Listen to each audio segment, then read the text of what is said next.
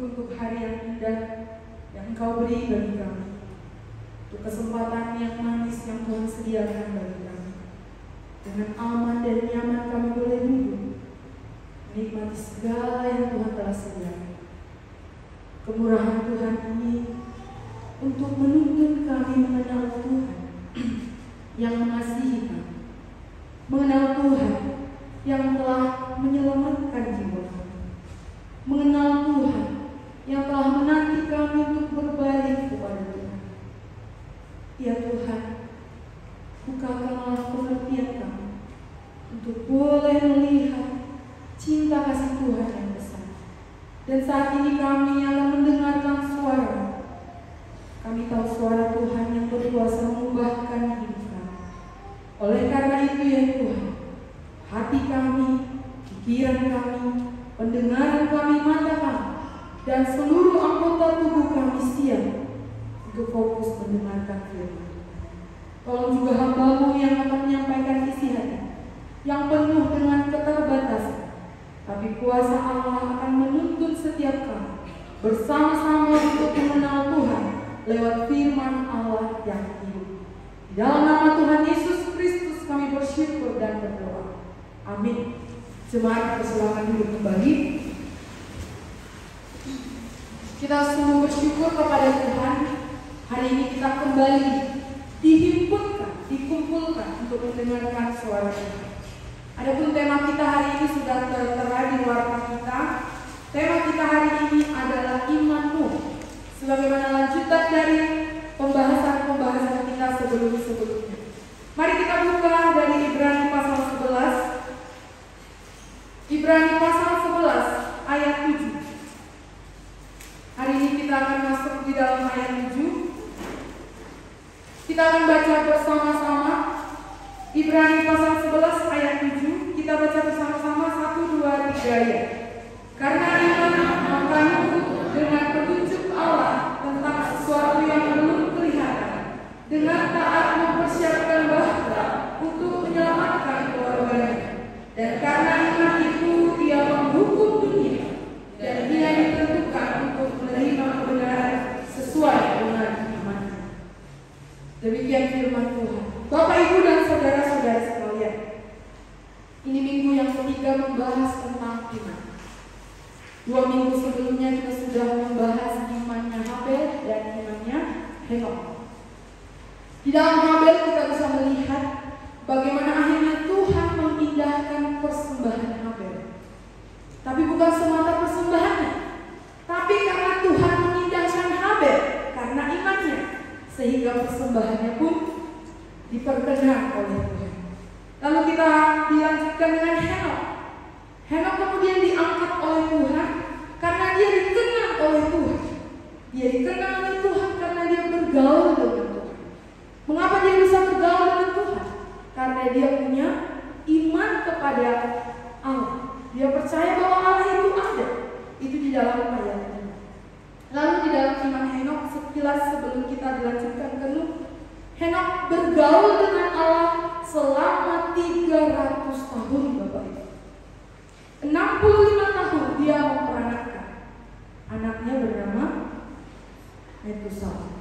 Lalu dijelaskan oleh Kejadian pasal 5 bahwa dia selama 300 tahun bergaul dengan Allah. Lalu dia diangkat oleh Tuhan pada usia 365 tahun. Bapak, Ibu, dan saudara-saudara sekalian, saya tertarik mengukir tentang Henok sebelum masuk ke Nuh. Kenapa? Karena Henok adalah kakek dari kakeknya Nuh. Jadi dari Henok memperanakkan Metusalah orang yang paling panjang usianya di dalam Alkitab. Setelah Metusalah memperanakkan Lamek. Lalu Lamek memperanakkan Nuh. Jadi Henok itu bapak dari kakeknya, bukan kakek dari kakek. Bapak dari kakek. Jadi kita bisa melihat hal yang unik dalam kehidupan Henok. Bapak Ibu, kita masuk ke Kejadian 5 sebentar. Saya tertarik akan menyampaikan suatu hal yang unik, meski sebelumnya minggu yang lalu ini sudah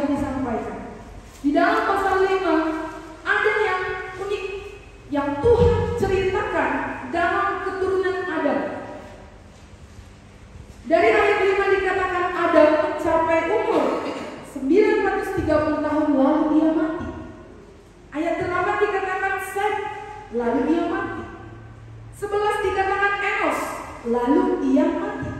Ayat 14, Kenan dikatakan lalu ia mati. Ayat 17, Mahalalel dikatakan lalu ia mati. Ayat 20, Yared dikatakan lalu ia mati. Tiba di ayat 21 sampai ayat 24, Henok dikatakan diangkat oleh Tuhan.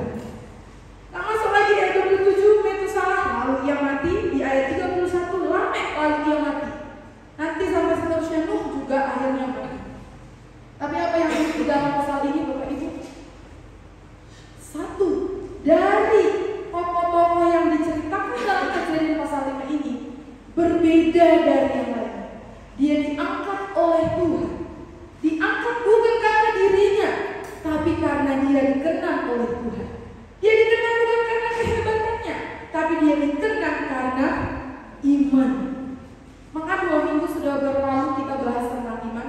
Tentu dari 2 tokoh ini kita bisa mendefinisikan iman secara pribadi. Maksud saya secara umum iman itu ada definisinya, pengertiannya. Tapi dari Habel, dari Henok, mungkin kita bisa memberi pengertian apa itu iman. Lalu hari ini di ibarat ladang ya Bapak Ibu, dicangkul lebih dalam, dicangkul pertama tentang Habel, dicangkul lagi tentang Henok. Lalu hari ini akan dicangkul lagi tentang imanmu. Maka tentu nanti setelah pembahasan Ibrani 11, pemahaman kita tentang iman harus semakin tajam dan semakin dalam. Maka bicara Ibrani 11, kita akan terus masuk ke dalam Kejadian. Karena tokoh-tokoh, saksi-saksi iman, beberapa dari yang diceritakan di dalam Ibrani 11 itu dalam Kejadian. Maka hari ini kita masuk ke iman. Maka Bapak Ibu, tentu pengenalan ini akan membentuk kita menjadi seseorang yang bagaimana di hadapan Tuhan. Kadang-kadang kita selalu merasa kita yang paling menderita dari yang lain. Saya pernah merasakan hal ini. Kadang-kadang saya merasa saya yang paling menderita dari yang lain, tapi ternyata tidak. Kalau di dalam kehidupan kerohanian, seseorang yang sudah mengenal Allah, dia adalah orang yang paling berbahagia. Maka yang ada di dalam ruangan ini adalah orang-orang yang paling berbahagia kalau sudah mengenal Allah. Maka hari ini kita akan lihat ada apa bedanya.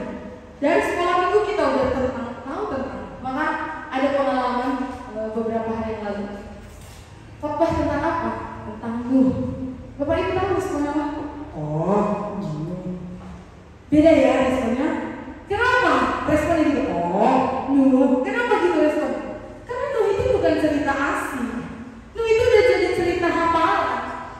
Bahkan jangan-jangan ada orang yang menganggap Nuh itu bagai dongeng sebelum tidur.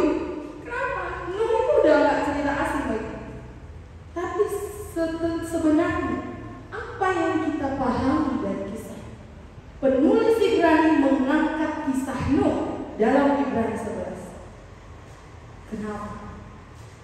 Latar belakang penulisan Ibrani bukan dalam kondisi yang aman, bukan dalam kondisi yang sejahtera seperti kita sekarang bebas beribadah tanpa tantangan hanya apa? Dalam diri. Banyak kali orang bilang begitu. Dalam diri ini paling susah kan? Kalau di luar nggak ada. Tantangan penulisan Ibrani itu benar-benar hebat, menderita semenderita-menderitanya. Maka di dalam Ibrani pasal 11 diangkatkan kisah-kisah saksi-saksi iman untuk apa? Supaya ia melangkah bersama dengan Tuhan, tetap berjalan ke depan dengan berpegang teguh pada Tuhan. Kita akan bilang, gampang aja bilang itu. Kehidupan sekarang sangat berat. Benar Bapak Ibu. Justru kalau bisa diukur, lebih berat mereka yang dalam masa penulisan Ibrani daripada kita sekarang. Maka diangkat kisah-kisah ini. Dari pasal 1 sampai pasal 10 kita sudah mendengar bahwa penulisan Ibrani untuk menekankan superioritasnya Kristus, bahwa Kristus lebih dari semua, Kristus di atas dari semua. Maka perlu berpegang teguh pada Kristus. Maka masuk di pasal 6, iman kepada Yesus. Lalu kisahnya, ada apa dengan kisahnya? Kisah Nuh pasal 6. Kejadian pasal 4. Cerita Nuh lebih detail dari cerita yang lain. Kalau dibandingkan dengan Henokh, jauh lebih banyak cerita tentang Nuh. Masih ada beberapa pasal, tapi Henokh hanya berapa ayat. Kisah Nuh menceritakan sebuah karya yang besar yang tercatat dalam sejarah. Henokh tidak ada. Hanya sejarah menulis dia diangkat. Tapi apakah ada perbedaan di hadapan Tuhan? Tidak. Karena mereka di hadapan Allah dikenang hanya karena iman. Maka jangan ada nanti yang merasa ada karya yang kelihatan, ada yang tidak kelihatan, sehingga merasa aku yang lebih. Tidak. Dalam Ibrani 11 kita akan lihat Nuh dikatakan Ibrani taat kepada Tuhan karena sesuatu yang tidak terlihat.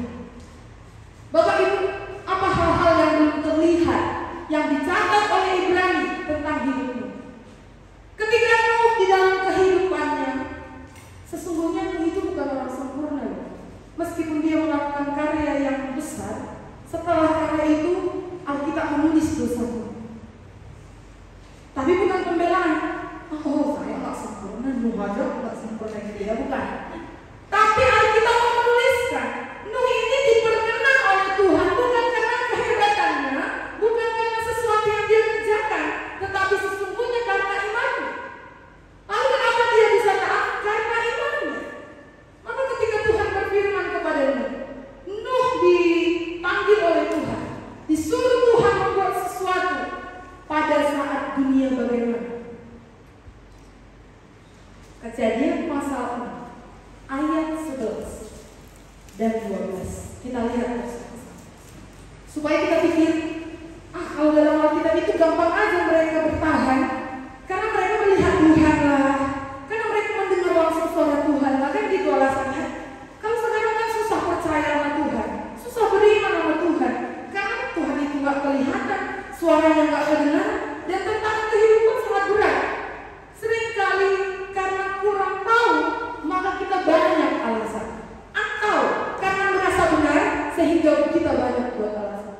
Tapi kita lihat Kejadian 6 ayat 11 sampai 12. Di sini dikatakan, adapun bumi itu telah rusak di hadapan Allah dan penuh dengan kekerasan. Allah menilik bumi itu dan sungguhlah rusak benar. Rusak benar, Bapak. Rusak benar, itu digaris bawah. Sebab manusia menjalankan hidup yang rusak di bumi. Ayat 11-12 ini perlu digaris bawah. Masa Nuh bertahan? Apakah kondisi yang aman sejahtera? Apakah semua pro dengan dia?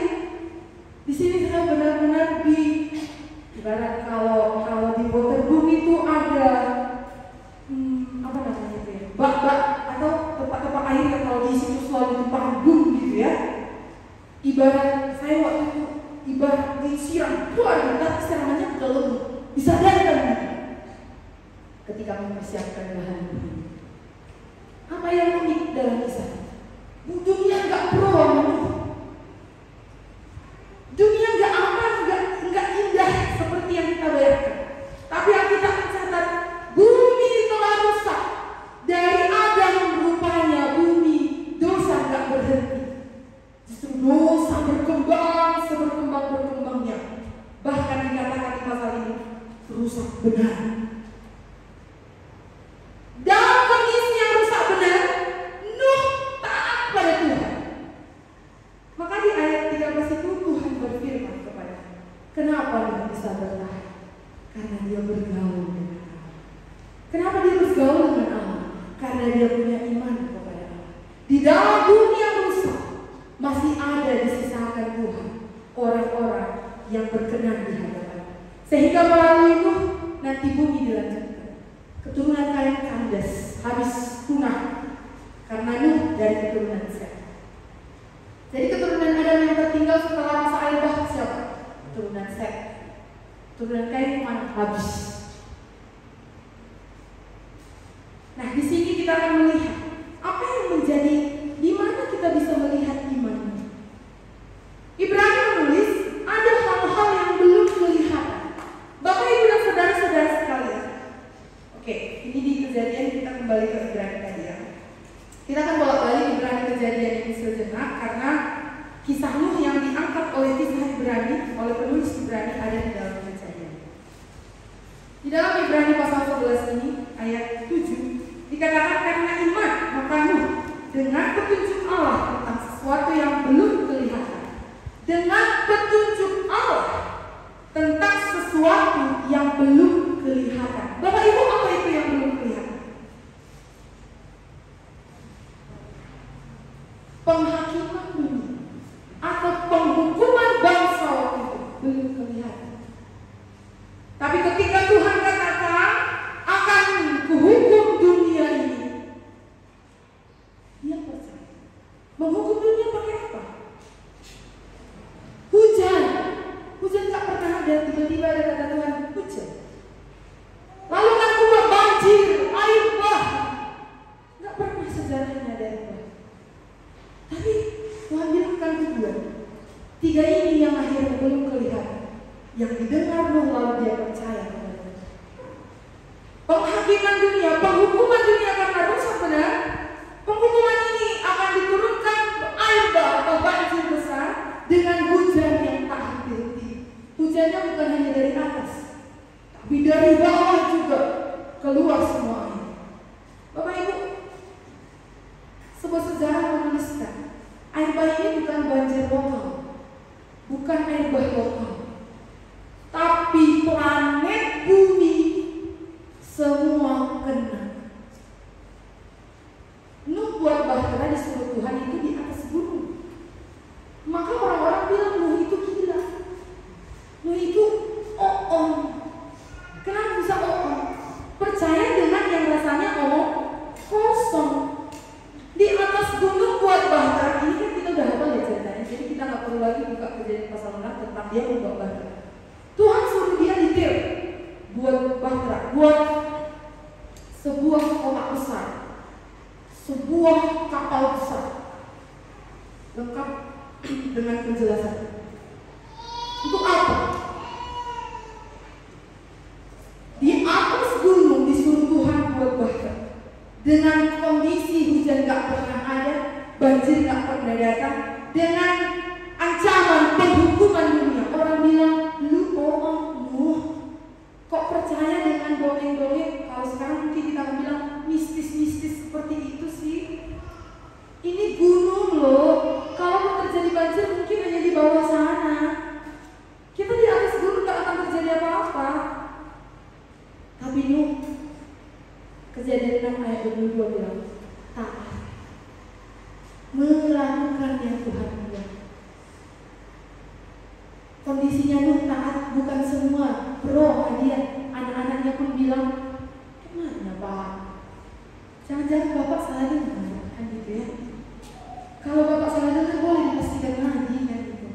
Jangan-jangan kita yang ini terbilang on kata tidak. Firman Tuhan jelas. Firman Allah jelas ke telinga Nuh, pikirannya beraksi, perasaannya beraksi, jadi kehendak. Kehendaknya terjadi dalam hidup. Itulah iman. Maka di pasal 11 Ibrani ayat 7, karena iman, Bapak Ibu, dari penjelasan 2 minggu lalu, apa itu iman? Iman di ayat 1 sudah dikatakan. Tapi dalam pribadi kita apa itu iman? Pendengaran kita berfungsi, pikiran kita berfungsi, hati kita berfungsi, tindakan kita berfungsi, menjadi satu kesatuan yang tidak terlepas satu dengan yang lain secara penuh. Melakukan apa yang Tuhan. Jadi iman itu bermula dari pendengaran akan firman. Jadi tidak akan ada iman tanpa pendengaran akan firman. Karena iman itu berwujud di dalam aksi.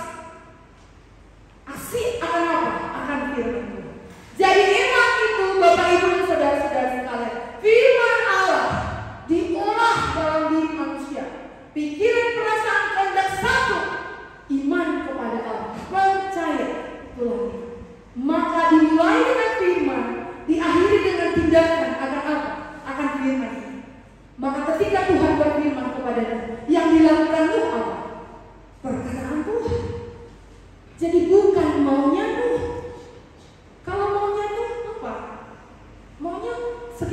pro sama dia, ya kan? Kalau kontra sama dia sulit. Tapi Tuhan bilang tidak. Dunia akan memusnahkan. Tapi sekarang aku bilang samamu, buat bahtera. Buat bahtera menjadi tempat untukmu dan sepasang dari semua hewan. Untuk apa? Kelanjutan dunia. Yang lainnya gimana? Gak ada yang masuk. Penginjilan itu selama 120 tahun. Tapi Tuhan mengizinkan. Dia taat. Jadi bukan dengan apa yang dia perbuat dengan hasilnya, tapi dengan ketaatan. Jadi iman Nuh yang pertama, dia mendengar perkataan Tuhan lalu dia taat. Itu iman. Maka jangan ada yang mengklaim diri beriman tanpa ketaatan. Karena kalau beriman tanpa ketaatan itu timpang. Kalau seseorang yang timpang jalan, enak atau tidak? Capek ya. Kalau jalan timpang, enak atau capek? Capek. Jadi iman sempurna di dalam ketaatan. Maka di dalam pasal 11 ayat 7 ini, karena iman, Nuh dengan taat. Dengan taat atas sesuatu yang belum kelihatan. Itulah iman. Iman itu bukan sesuatu yang sudah dilihat. Tapi iman itu sesuatu yang diimani. Sesuatu yang belum dilihat. Jadi kalau sudah dilihat, bukan iman lagi ya. Maka soal bicara tentang dosa, bicara tentang Yesus Kristus, kita bicara tentang Nuh, kita akan masuk kepada bahtera keselamatan. Karena masa Nuh, bahtera keselamatan disuruh Tuhan dibuat. Lalu ketika air bah datang, kurang lebih setahun. Air bah sampai surut itu kurang lebih setahun. Jadi Nuh berada di dalam kapal, di dalam bahtera itu selama kurang lebih setahun. Dia dikurung dalam batas-batas bahtera. Bersama siapa? Hewan-hewan. Mereka ngapain di situ? Nampaknya nggak ada kehidupan ya. Tapi setelah kurang lebih setahun keluar dari bahtera, mereka melihat apa? Wah, beribu padang yang berbanyak gitu ya. Mereka melihat pohon, burung, kehidupan yang baru. Inilah pengharapan. Maka saat ini bahtera, kita akan masuk ke dalam bahtera keselamatan. Pada masaku dosa ada jelas. Pada masa kita sekarang dosa ada jelas. Pada masaku ada bahtera keselamatan dikatakan Tuhan melalui Nuh. Lalu sekarang bahtera keselamatan yang tidak terbuat dari tangan manusia digenapi di dalam pribadi Kristus. Kan susah percaya neraka itu ada, tapi ada. Itulah iman. Susah percaya kalau orang berdosa itu akan dihukum kami neraka. Susah, tapi itulah iman. Susah percaya kalau surga itu ada dan bahagia. Susah, tapi itulah iman. Maka untuk mencapai ke atas perlu iman. Bapak Ibu saudara-saudara sekalian, siapa yang sudah pernah lihat neraka? Supaya kita katakan neraka itu benar-benar ada. Belum ada yang melihat. Tapi kenapa kita bisa percaya? Karena kita menceritakan. Lalu ketika saya sadar saya berdosa, orang berdosa akan dihakimi, dihukum ke api neraka. Lalu kita bilang enggak mungkin. Maka ada satu paham yang akhirnya berkata, there is no hell. Tidak ada neraka. Kenapa? Sulit percaya ada neraka. Gak ada api neraka. There is no heaven. Gak ada surga. Bumi inilah surga kita. Nanti diperbaharui. Banyak. Kenapa? Sulit percaya dengan apa yang dikatakan oleh sebuah buku yang dianggap orang ini hanya sebagai omong. Tapi kenapa kita bisa buka? Karena kita mau percaya. Meskipun it's not too easy. Itu tidak terlalu mudah. Lalu Bapak Ibu dan saudara-saudara sekalian, di sini kisah tentang Nuh, iman Nuh menjangkau sesuatu yang berada di luar pengalaman, bahkan di luar pemahaman. Sekali lagi saya ulangi, iman menjangkau sesuatu yang berada di luar pengalaman dan di luar pemahaman. Jadi dia belum mengalami tentang air bah, belum mengalami tentang hujan, belum mengalami tentang kemusnahan dunia, tapi dia beriman ketika Tuhan bilang, ini akan kuhancurkan dengan air bah. Dia tidak terlalu memahami tentang peristiwa itu, tapi dia beriman bahwa semua itu akan terjadi. Jadi kenapa kita perlu beriman akan sesuatu yang belum terlalu kita lihat tentang surga, belum kita pahami tentang surga? Karena semua yang sudah dikatakan itu akan jadi, meskipun belum kita pahami secara penuh, belum kita alami secara. Tapi ada sebuah lagu berkata, surga turun, bahagia jiwaku. Maksudnya apa? Ketika seseorang beriman kepada Allah, suasana damai yang ada di surga dialami di dalam diri. Itu maksudnya surga turun, bahagia jiwa. Suasana surga yang damai, kehadiran Allah ada di dalamku sehingga bahagia jiwa. Itulah iman. Dalam kisah ini kita mungkin dapat memahami berjalan dengan iman, bukan dengan penglihatan. Karena peristiwa bukan karena sesuatu yang sudah dilihat. Bapak Ibu dan saudara-saudara sekalian, percayakah kita? Alkitab berkata bahwa orang berdosa akan dihukum di api neraka. Percayakah kita bahwa Alkitab berkata ada penghakiman kelak? Percayakah kita bahwa Alkitab berkata Kristus menjadi jalan masuk ke surga yang belum kelihatan? Percayakah kita tiga hal ini? Kalau kita percaya, inilah yang akan mendorong kita untuk berpikir, aku yang berdosa ini harus diselesaikan. Dosaku yang banyak ini harus diselesaikan di hadapan Kristus. Karena Kristuslah menjadi jalan masuk ke surga yang belum terlihat. Jadi aku percaya meskipun aku belum melihat. Jadi peristiwa itu benar-benar peristiwa yang belum dilihat, bahkan yang belum dipahami, tetapi benar-benar terjadi. Maka setelah air bah terjadi, Bapak Ibu, apa yang terjadi? Apakah mereka di air bah bisa tidur tenang? Maksudnya di bahtera bisa tidur tenang? Nuh dan 7 orang lainnya, keluarganya, bersama hewan-hewan dan pohon-pohon yang dibawa ke dalam, apakah mereka duduk tenang dan tidur tenang? Bapak Ibu, ketika saya melihat ilustrasi film, itu hanya ilustrasi. Ilustrasi aja begitu, apalagi aslinya tadi.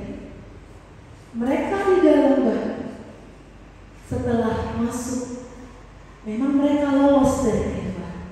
Tapi ketika mereka di dalam bah, mereka bukan tidur tenang dan duduk tenang, tapi mereka digoncang oleh air bah, digoncang oleh air bah.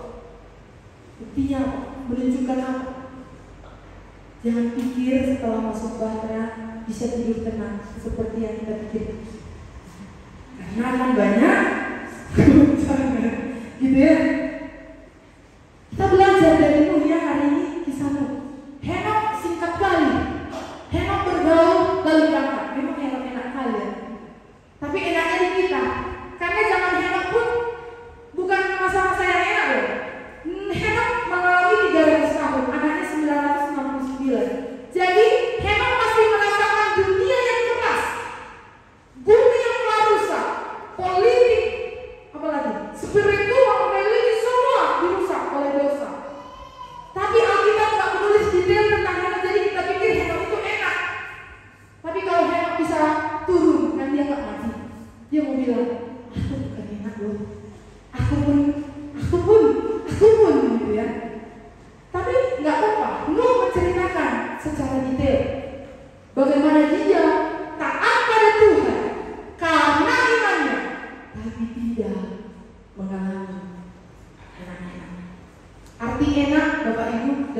saudaraku, begini dia. Kadang-kadang kita pikir enak itu kita harus duduk tenang, tidur tenang, waktu berjalan begitu nikmat. Tapi rupanya saya berkesan dengan lagu yang sudah kita nyanyikan. Ku percaya pada Yesus, rela sangkal diri. Jadi ketika rupanya kita beriman kepada Kristus, ada penyangkalan diri. Nuh menyangkal dirinya. Ketika dia diteriaki orang gila, orang bodoh, orang bohong, dia fokus kepada apa yang Tuhan katakan. Apa Tuhan katakan? Buat baik. Apa Tuhan katakan? Buat baik. Apa Tuhan katakan? Buat baik. Kenapa buat baik? Akan datang hujan dan banjir. Untuk apa? Untuk memusnahkan bumi dan semua yang ada di dalamnya. Apa Tuhan katakan? Buat bahtera untukmu dan keluargamu dan yang mau percaya kepada-Mu. Jadi ada rencana. Lalu setelah mereka disuruh Tuhan buat bahtera, udah waktu buat bahtera gak enak gitu kan. Terus masuk ke dalam bahtera kayak mana lagi? Gak ada bantal, gak ada spring bed. Yang ada apa? Kotoran hewan. Kan beranak cucu di situ hewan. Berkembang biak. Lalu goncangan air bah kuat karena air bah di situ. Ada seorang menjelaskan air bah di dalam peristiwa sampai ke atas gunung, sampai menenggelamkan. Bayangkan Bapak Ibu, air yang akhirnya menenggelamkan bumi, air dari atas dan air yang di bawah bersatu menghancurkan bumi yang ada di dalamnya. Bukan di dalam goncangan itu bukannya. Tapi setelah selesai goncangan itu, mulai menunggu air bah surut, apa yang akhirnya terjadi? Mulai ada harapan. Itu kan setahun kurang lebih ya. 7 hari sebelum air bah surut, burung dikeluarin. Barulah terlihat ada ranting daun ranting. Sebelumnya kira-kira sempat gak hampir putus asa? Apa putus asa? Kira-kira boleh kita pikir, kira-kira jangan-jangan gak ada lagi kehidupan. Udah begitu lama kami di bahtera ini, apa yang akan terjadi? Kan gitu ya. Tapi firman Tuhan yang berfirman kepadanya itu kuat, karena itu menjadi. Maka ketika air bah surut, ada harapan. Lalu setelah itu bahtera mendarat di mana? Pegunungan Ararat. Lalulah dia bisa menghirup udara segar. Di mana dunia yang rusak? Sudah habis. Yang tinggal siapa? Nuh dan 7 orang lainnya. Dengan iman, Nuh taat. Inilah maksudnya hidup dalam iman Bapak Ibu. Dan oleh iman itulah Nuh mentaati Injil yang merupakan bahtera. Pribadi Yesus Kristus belum terlihat dalam diri Nuh. Maksudnya dalam kehidupan Nuh. Yesus Kristus kan ada perjanjian baru. Tapi janji tentang Kristus sudah ada. Janji tentang keselamatan sudah ada. Maka dosa yang begitu hebat terjadi sejak permulaan berkembang sampai Nuh, bahkan sampai sekarang. Tapi firman Tuhan yang berdosa akan dihukum ke penghukuman yang kekal. Tapi Tuhan bilang, kasih karunia Allah di dalam Yesus Kristus menuntun setiap orang yang percaya kepadanya. Lalu yang percaya kepadanya akan diselamatkan oleh imannya, bukan karenanya sendiri, tapi oleh iman. Maka Bapak Ibu dan saudara-saudara sekalian, sudah berapa lama kita hidup? Nuh memang 900 tahunan, tapi selama 120 tahun sebelum kematiannya, dalam kehidupannya tertulis dia membangun bahtera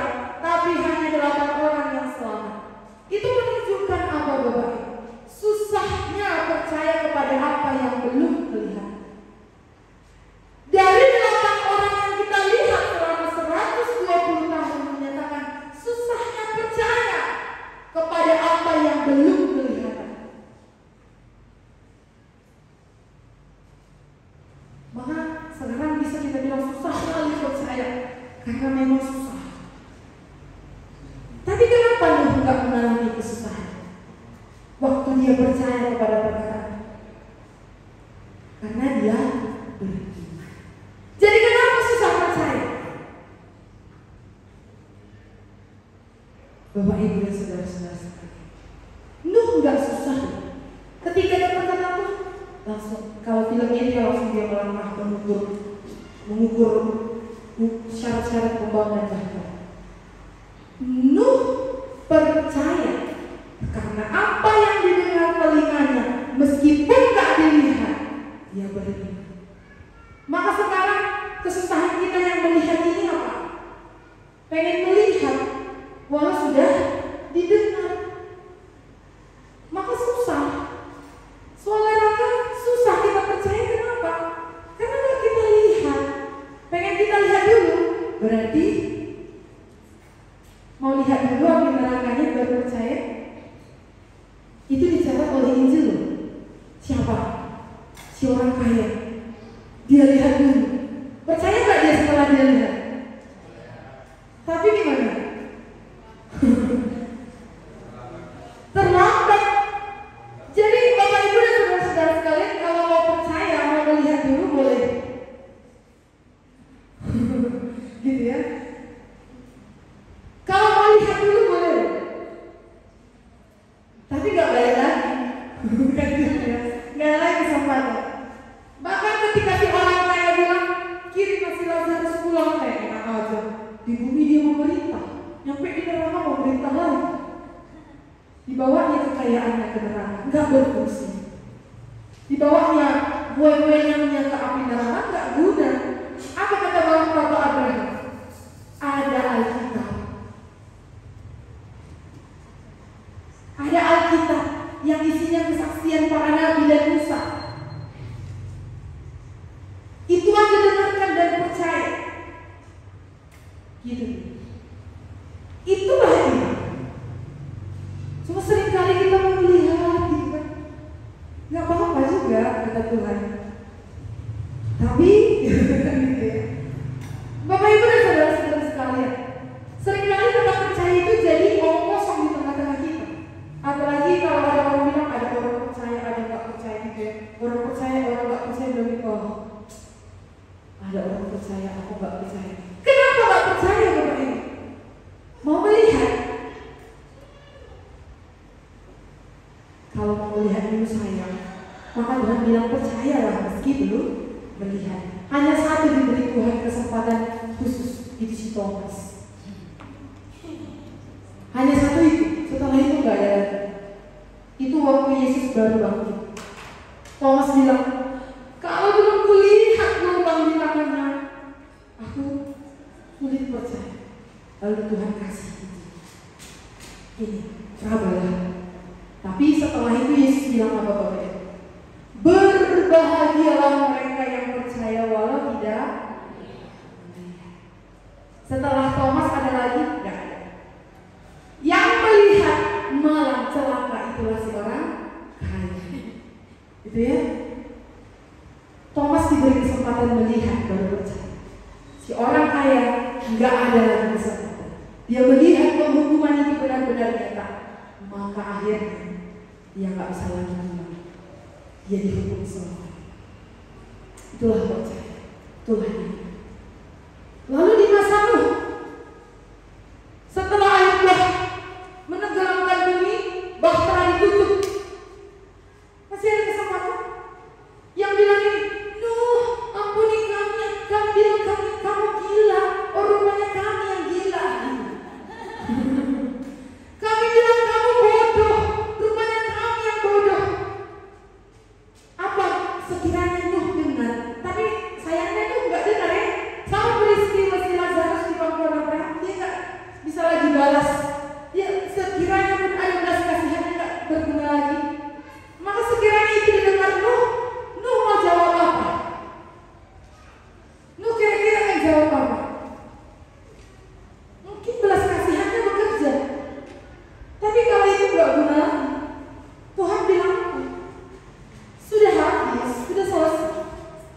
bagianmu akan kau terima. Ketika kamu percaya, dia mendapat upah.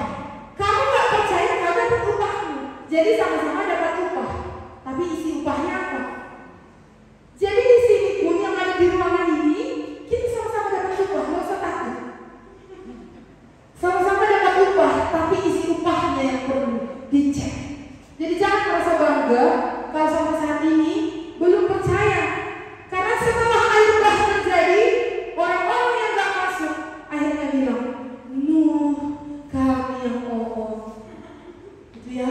Jangan sampai kata itu ada jadi dalam penyesalan demi penyesalan muncul.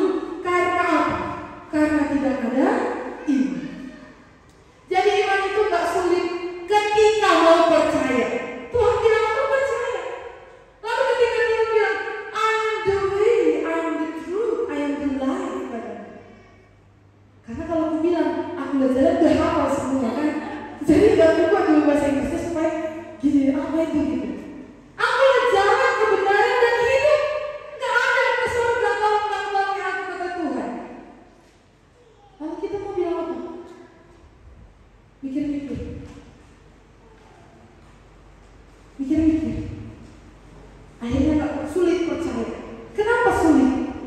Karena ini gak mau mendengar apa yang sesungguhnya dibilang Tuhan. Perkataan Tuhan pasti jadi. Perkataan Tuhan benar. Maka ketika Tuhan berfirman kepadamu, buatlah bahtera, aku akan menghukum dunia, Nuh percaya. Dibuat bahtera dan benar, dunia dihukum. Nuh selamat? Selamat. Kenapa? Karena dia percaya. Lalu kita sekarang apa? Upah dosa ialah maut, kata Tuhan. Tetapi karunia Allah di dalam Kristus, hidup yang kekal. Bagian kita apa? Mau hidup? Kasih karunia di dalam Kristus. Mau maut? Gak apa-apa, jalannya aja dalam dosa. Sama-sama kita dapat upah. Tapi upahnya apa? Kemalangan dan kebahagiaan. Maka Bapak Ibu dan saudara-saudara sekalian, iman itu bicara tentang taat.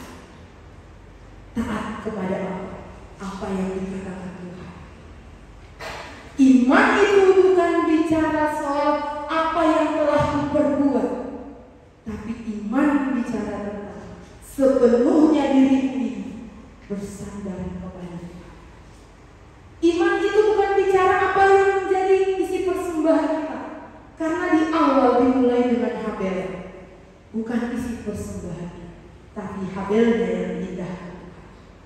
Jadi Henok bergaul dengan bukan karena Henoknya yang hebat, tapi karena imannya kepada Tuhan. Nuh diselamatkan dari air bah, bukan karena bahteranya, tapi karena imannya. Jadi jangan salah, bukan karena bahteranya Nuh diselamatkan, tapi karena imannya. Karena banyak juga orang pada saat itu melihat bahtera tapi enggak selamat.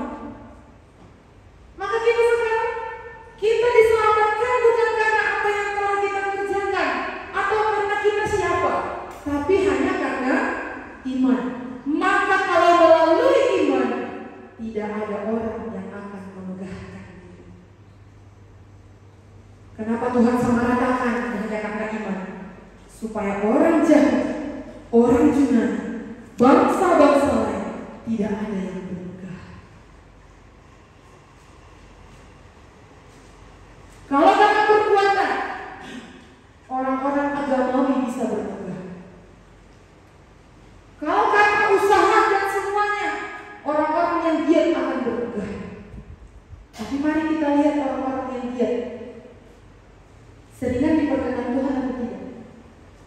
Di dalam Alkitab ya, mungkin kalau sekarang kita nggak bisa menilai.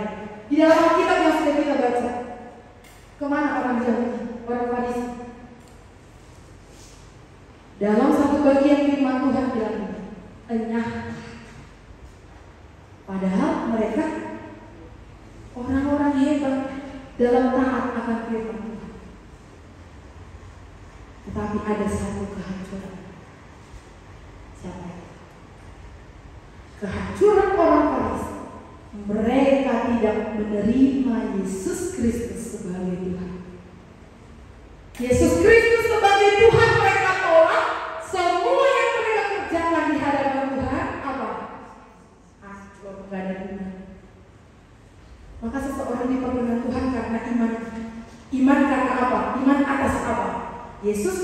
sebagai Tuhan dan Juru Selamat. Ini menjadi dasar. Maka pasal 11 ayat 1 dibilang, iman adalah dasar. Dasar Bapak Ibu. Maka kalau diceritakan tentang dosa, diceritakan tentang iman, Bapak Ibu jangan merasa bosan. Kenapa? Tanpa dasar ini percuma. Ketika khotbah saya selalu berulang kali sampaikan soal iman. Kita bicara dari Kejadian sampai Wahyu. Kita bicara dari kitab permulaan sampai kita akhir dalam satu Alkitab. Kita hafal dari Kejadian sampai Wahyu tanpa iman. Bapak Ibu bisa simpulkan, berguna kan? Jadi jangan bermegah kalau udah banyak tahu. Apalagi khotbah hari ini tentang Nuh. Akhirnya pikir kita, oh Nuh, dia, oh dia buat bahtera, dia, oh ada air bah. Terus kan ceritanya setiap ibadah, apa berkat Nuh buat bahtera, terus air bah datang, 8 orang selamat, sisanya binasa. Udah. Merasa belum khotbah hari ini pun dari kemarin udah tahu ya. Jadi saya pikir gini, mendengar firman Tuhan ibarat kita bercermin di kaca yang lebar. Jangan dulu pakai kaca yang kecil, buat dulu kaca yang paling besar. Kalau bisa maunya seluruh dinding depan kita ini kaca. Untuk apa? Supaya terlihat jelas gitu. Jika hanya mata kita yang lihat, kan kalau kecil kali kacanya hanya mata kita yang lihat, gitu ya. Terus hanya hidung kita, jadi gak jelas. Buat dulu kaca yang lebar. Dengan firman Tuhan berkaca yang lebar. Untuk apa? Lihat diri. Maka di pos PI selalu disampaikan, mau aku bilang tempat kami, padahal tempat kita gitu kan. Jadi nanti ditunggu kehadirannya di sana. Tempat kita di sana di pos PI, saya selalu bilang, baca firman atau ketika dengar firman kayak gini lihat, bukan gini. Karena kalau gini, tangkap kita apa yang kita baca. Tapi seringkali gimana? Ya, itulah kelalaian kita dalam baca firman. Maka firman itu selalu kita bilang, berkaca itu. Berkaca itu lihat diri sendiri. Bukan gini, atau gini. Tapi lihat diri sendiri. Itu berkaca. Itulah orang yang mau mendengar firman Tuhan dan percaya kepada-Nya. Tuhan akan katakan apa kepada-Nya? Tuhan mau apa dari Tuhan bukan mau kecantikan atau ketampanan kita. Karena kita pun menurut gambar dan rupanya kok. Kalau dia mau tampan atau cantik kita, dia duluan kok. Karena kita gambar dan rupanya kan gitu ya. Kalau dia mau kehebatan kita, dia yang ciptaan kita pun. Mau kehebatan apa yang dia mau dari kita? Kalau dia mau duit kita, dia pemilik bumi pun. Ya nggak kekurangan apa. Dia hanya mau tujuan semula dia menciptakan kita tercapai untuk dia. Itu aja. Untuk kembali ke tujuan ini hanya karena iman. Iman inilah yang menjadi dasar. Maka Nuh menjadi rekan kerja Allah pada masa kehidupan Nuh ketika bumi sudah makin besar. Setuju? Nuh menjadi rekan kerja Allah di tengah-tengah bumi yang rusak. Kenapa Tuhan pakai dia menjadi rekan kerja? Karena iman. Maka jangan sekarang bumi sudah rusak benar. Maka Tuhan mau kita menjadi rekan kerjanya untuk memperbaharui manusia-manusia di bumi ini. Tapi tentu sebelum kita menjadi rekan kerja, kita dulu diperbaharui kan gitu ya. Maka Tuhan mau kita beriman kepadanya sebagaimana Nuh percaya kepada apa kata Tuhan. Bapak Ibu dan saudara-saudara sekalian, ketika seseorang beriman kepada Tuhan,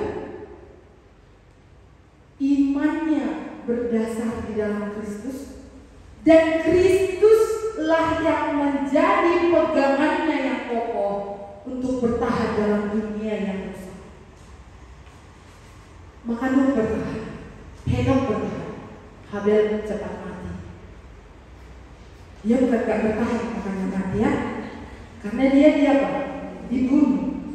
Tapi seizin Tuhan juga dia mati, meninggalkan kisah bahwa dosa Adam dan Hawa berkembang sampai kepada anaknya. Kain juga, meskipun sudah lahir Set pengganti Habel, dosa terus berkembang sampai masa Henok. Terus lagi dosa berkembang terus, bahkan sampai makin rusak dunia ini oleh karena dosa sampai masa. Apakah dosa sudah berakhir di sana? Dosa berkembang meskipun air basah. Artinya dosa akan terus merusak bumi. Maka Tuhan bukan memperbaharui bumi, Tuhan memperbaharui pribadi-pribadi supaya bertahan dalam bumi yang sudah rusak. Karena bumi sudah rusak oleh karena dosa. Maka supaya kita bertahan, perlu iman kepada Tuhan, sebagaimana Nuh bertahan oleh karena imannya kepada Allah.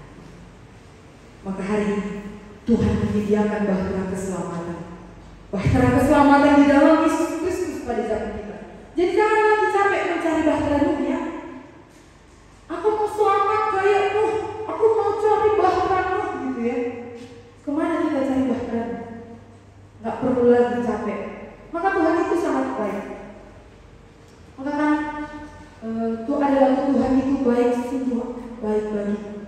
Dia gak buat kita capek. Dia sediakan Yesus Kristus untuk apa? Sebagai bahtera keselamatan. Setiap orang yang mau datang kepada Tuhan Yesus akan diselamatkan. Percaya? Itulah. Mau nggak percaya terserah. Apakah kerajaan Allah akan berubah kalau kita nggak percaya? Jangan sombongnya manusia. Seringkali kita merasa Tuhan itu akan menanti aku. Karena kalau aku nggak hadir di surga, mana tahu Tuhan akan menanti aku. Maka saya pernah tanyakan, Henok 300 tahun.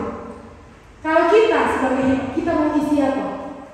Henok bergaul dengan Tuhan selama 300 tahun dengan dunia yang rusak. Kalau kita Henok 300 tahun itu dengan dunia yang rusak, kita mau isi apa? Mungkin aku akan memberi dua jawaban. Yang pertama, 299 tahun 364 hari aku akan isi dalam dunia yang rusak. Satu hari terakhir aku akan bertobat. Kenapa? Karena aku tahu usia 300 tahun ini hari terakhirku, aku mau bertobat. Walau udah menikmati dosa kan gitu. Mungkin akan ada yang itu. Karena setiap kali PA ada jawaban. Kan masih muda. Nanti aja sholat. Tunggu. Kan gitu ya. Jadi kalau peristiwa Henok diberi kita mau isi apa?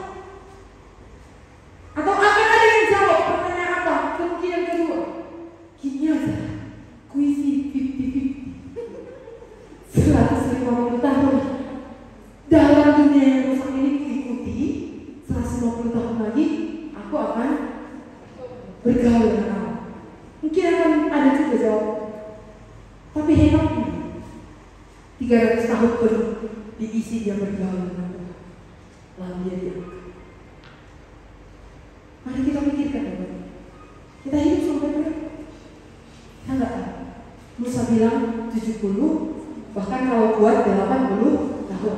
Tapi masa sekarang 30, 40 tahun. Kira kalau kuat 50 tahun. Kan gitu ya. Beberapa sekarang peristiwa kematian, kabar kematian disingkat-singkat. Gak ada lagi yang tua-tua kan. Kalau ada yang tua, dia itu gak bisa lagi ngapa-ngapain. Kalau ada tua kali, gak bisa lagi ngapa-ngapain. Udah menyusahkan. Jadi kalau lama juga nggak apa-apa. Toh nggak bisa ngapa-ngapain, apa ya? Jadi mari kita pikirkan sisa hidup kita. Hai bagi kita yang sudah diselamatkan, sisa hidup kita isi apa? Suka-suka. Bebas kok kata Tuhan.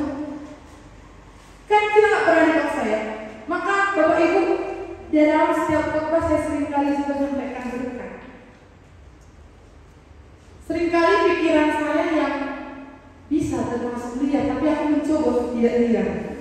Pikiran ini kadang-kadang liar, tapi aku selalu mencoba untuk tidak liar. Selalu membuat ruang lingkup untuk apa aku pikirkan. Karena Alkitab mencatat, ada hal-hal yang dibukakan bagiku, ada hal-hal yang tidak dibukakan.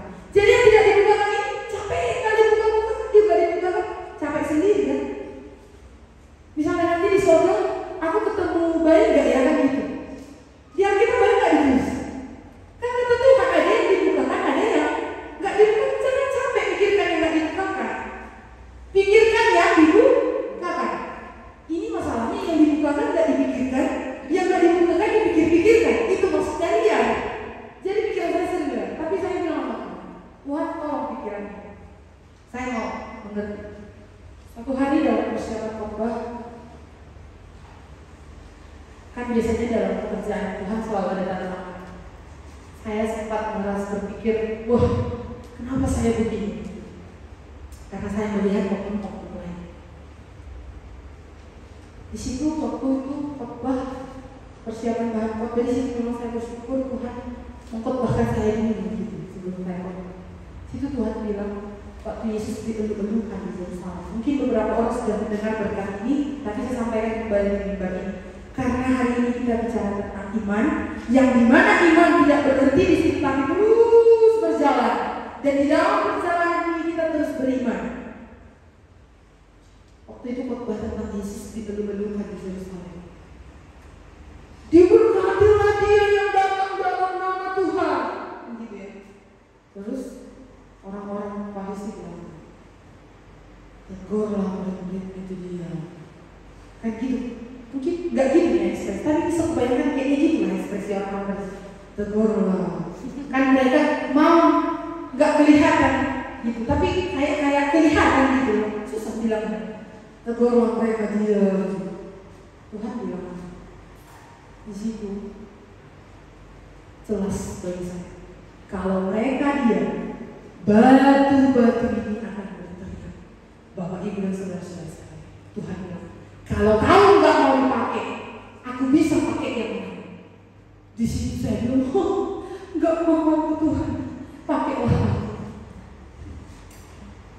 Seringkali ada akhirnya merasa diri yang membuat kalau nggak aku nggak akan jalan.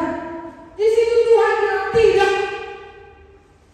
Situ benar-benar saya bersyukur Tuhan bilang, jangan ada kesombongan manusia saja.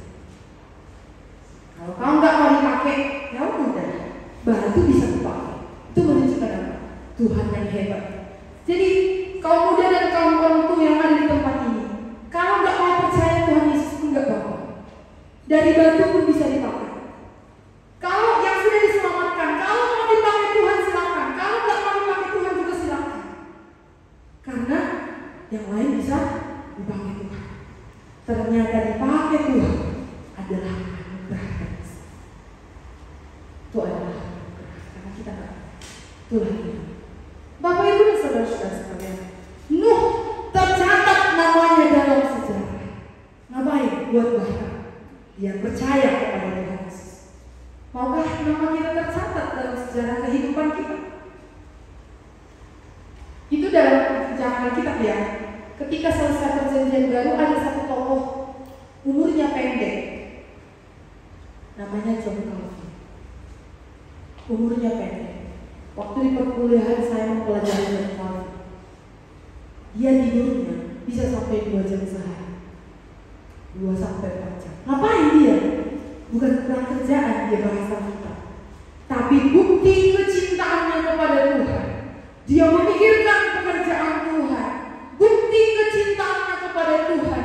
Dia turut dipakai Tuhan, bukti kecintaannya kepada Tuhan. Dia mau kurang tidur demi pekerjaan Tuhan.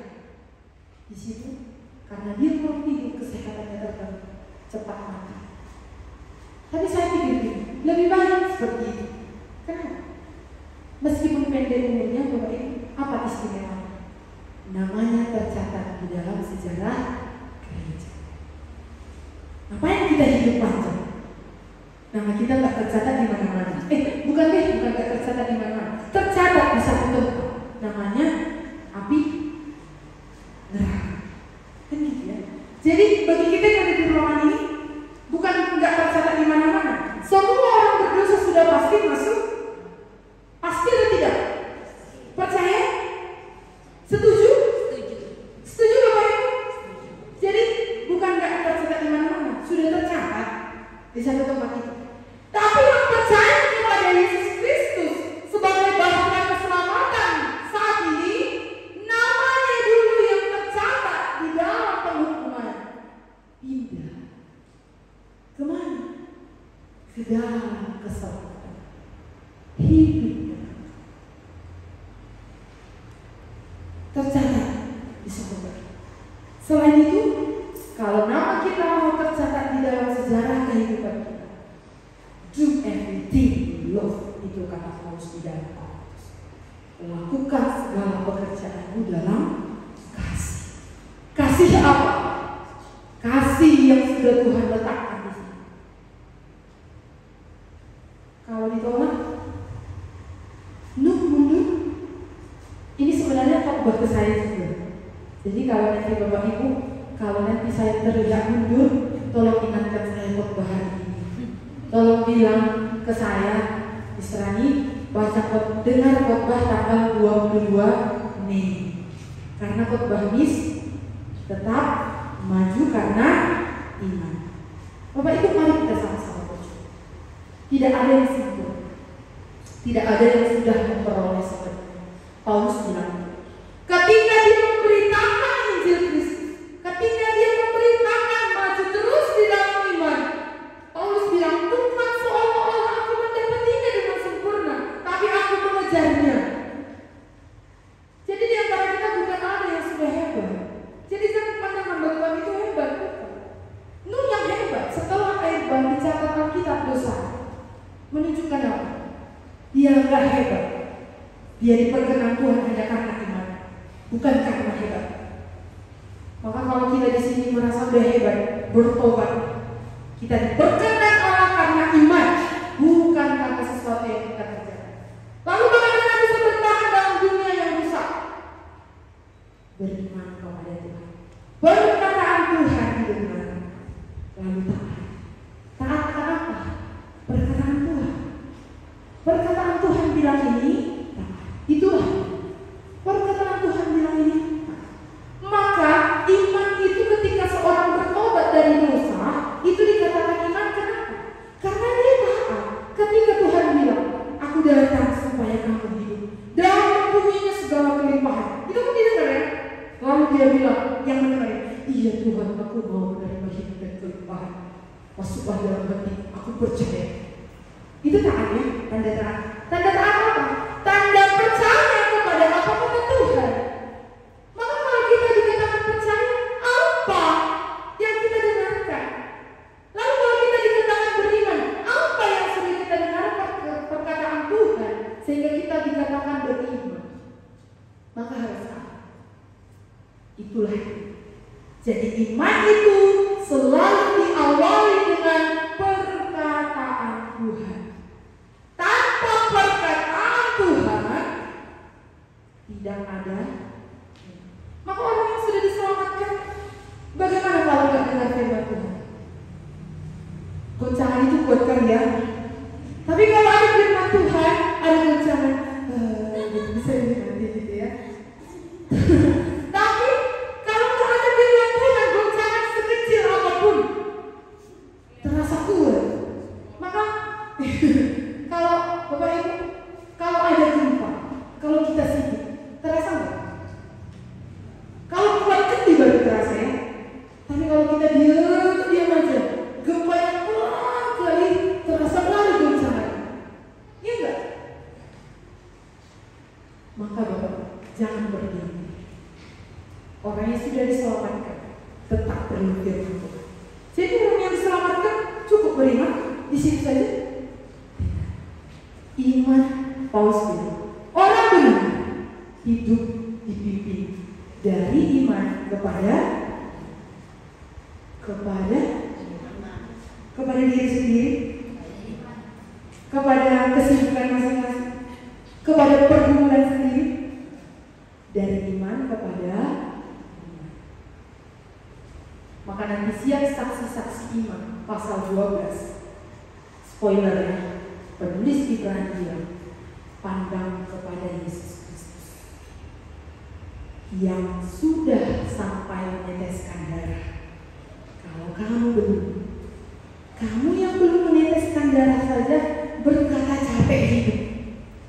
Bukankah Yesus bisa bilang ke kamu, sampai dia meneteskan darah, capek aku terhadap kamu? Tapi Tuhan tak pernah bilang. Dia selalu bilang, belajarlah padaku. Kenapa? Belajar padaku kata Tuhan. Aku lemah lembut dan rendah hati. Jadi Tuhan ini sepertinya gak orang Batak.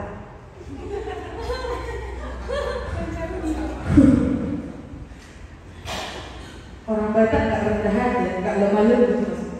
Oh mungkin rendah hati tapi lemah lembut. Kayaknya ini orang Karo. Enggak juga ya. Orang Jawa. Enggak juga.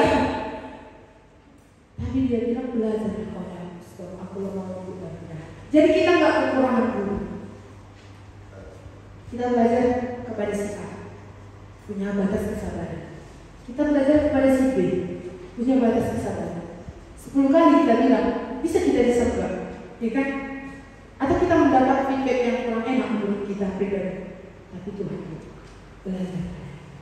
Kalau lembut dan rendah.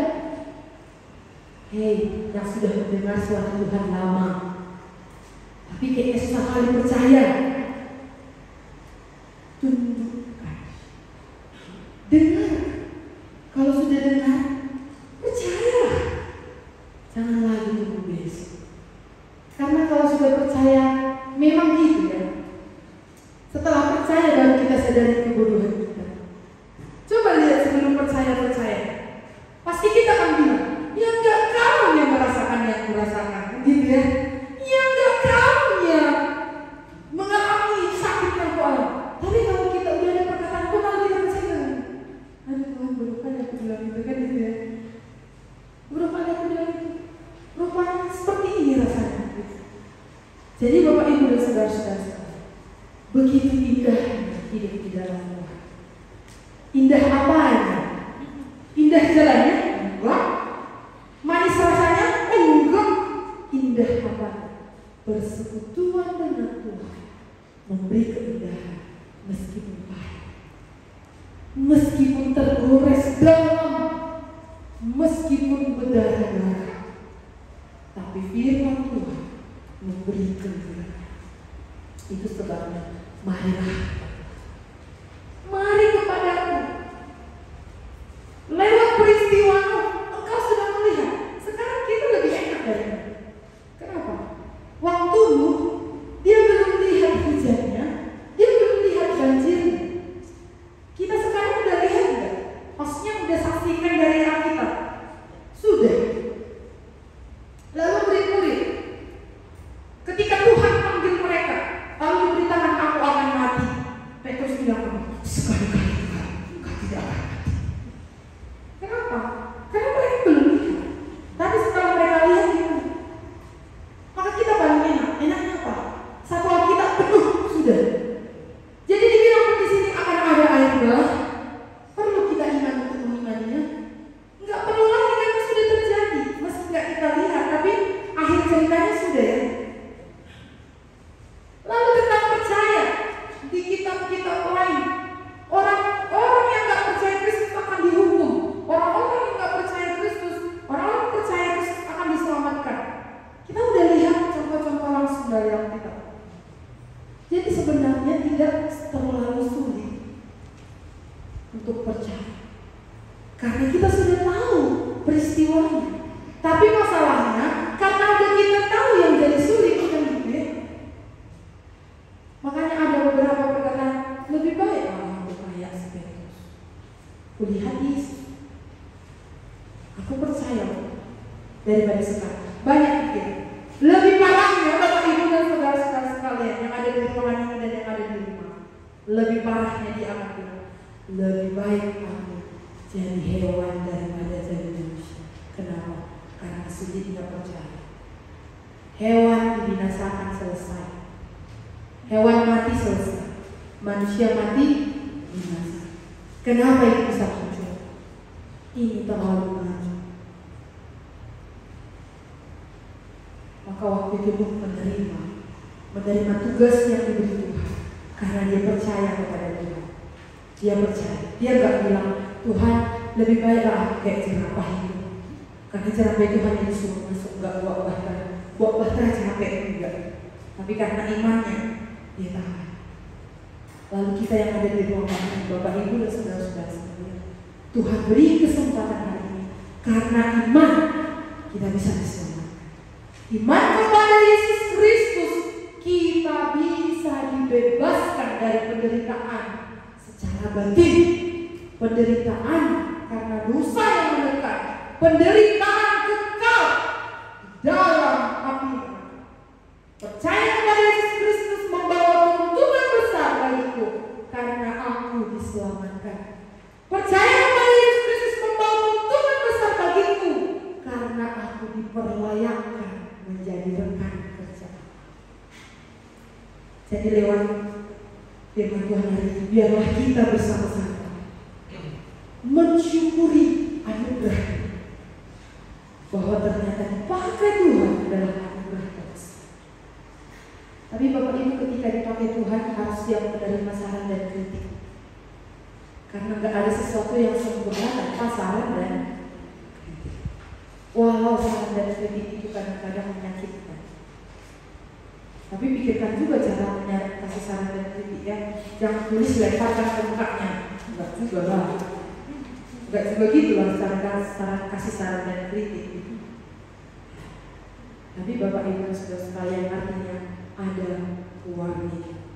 Ketika kita berjalan bersama Kristus, pegangan kita yang kuat, bukan kita. Kalau kita yang kuat, kita sombong. Tapi pegangan kita kuat, itulah Yesus Kristus. Mengadakan goncangan, kita bertahan. Tuhan. Maka Yesus Kristus tidak berubah dari dulu, sekarang, sampai selama-lamanya. Artinya gak ada perubahan di dalam dia. Maka ketika kita berpegang padanya, tidak ada perubahan. Maka percayalah kepada Yesus Kristus. Bahkan waktu itu sebuah kota besar ada keselamatan. Bahkan keselamatan kita hari ini di dalam Yesus Kristus yang bukan terbuat dari tangan manusia, yang bukan bentuknya seperti kota, tapi tidak terbatas. Yesus Kristus menerima semua orang berbalik, menerima yang berbalik kepadanya. Selama kita hidup, inilah kesempatan untuk apa? Berbalik dan percaya. Jangan nanti percuma semua yang kita kerjakan tanpa iman. Iman kepada Yesus Kristus yang memperkenan aku di hadapan Allah. Iman kepada Yesus Kristus yang melayakkan aku dipakai oleh Tuhan. Bapak Ibu dan saudara-saudara sekalian, satu firman Tuhan yang akan menutup khotbah kita hari ini, kita baca bersama-sama dari Yohanes 5 ayat 20.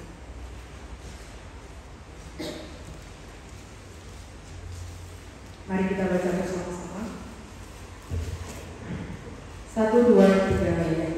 Aku berkata kepadamu, sesungguhnya barang siapa mendengar perkataanku dan percaya kepada Dia yang mengutus aku, ia mempunyai hidup yang kekal dan tidak turut dihukum, sebab ia sudah pindah dari dalam maut ke dalam hidup. Masih ada yang mencari-cari? Kita baca sekali lagi 1, 2, 3 ya.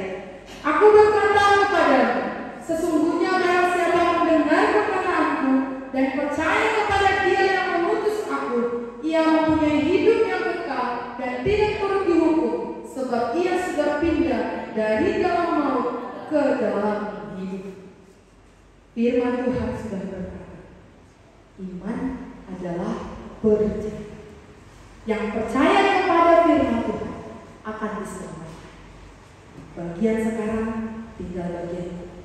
Maukah aku percaya atau tidak? Nyatakanlah pengakuan Bapak Ibu dan saudara-saudara sekalian kepada Tuhan hari ini. Bapa di dalam surga, kami sungguh bersyukur untuk hari ini. Kalau kami boleh mendengarkan firman-Mu ya Tuhan, bagaimana Tuhan berkarya melalui kisah-Mu. Bagaimana Tuhan menyatakan bahwa sesuatu yang belum terlihat perlu iman.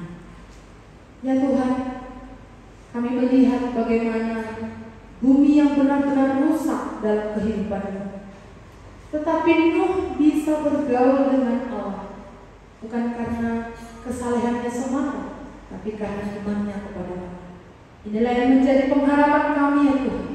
Di dalam bumi yang rusak ini, dalam zaman yang sudah ternoda oleh dosa ini, kami mau hidup bergaul dengan Tuhan. Bukan karena hebat kami, tapi karena iman kepada Allah. Biarlah Tuhan, kami mendengarkan firman-Mu secara terus-menerus, sehingga itu yang menuntut kami beriman kepada Tuhan hari ini. Demikian juga sebagai kisahnya, ada bahtera keselamatan. Dan hari ini bahtera itu bisa kami lihat dan kami yakini di dalam Yesus Kristus. Karena setiap orang yang di dalam Kristus, setiap orang yang percaya kepada Yesus Kristus akan diselamatkan. Inilah juga Tuhan yang menjadi kerinduan kami, supaya setiap manusia berdosa bisa percaya kepada Yesus Kristus dan mendapat keselamatan serta hidup yang kekal yang sudah Tuhan sediakan. Kiranya belas kasihan turun atas kami ya Tuhan. Kemurahan Engkau nyatakan jelas bagi kami. Biarlah telinga kami berfungsi dengan benar, mendengarkan suara Tuhan.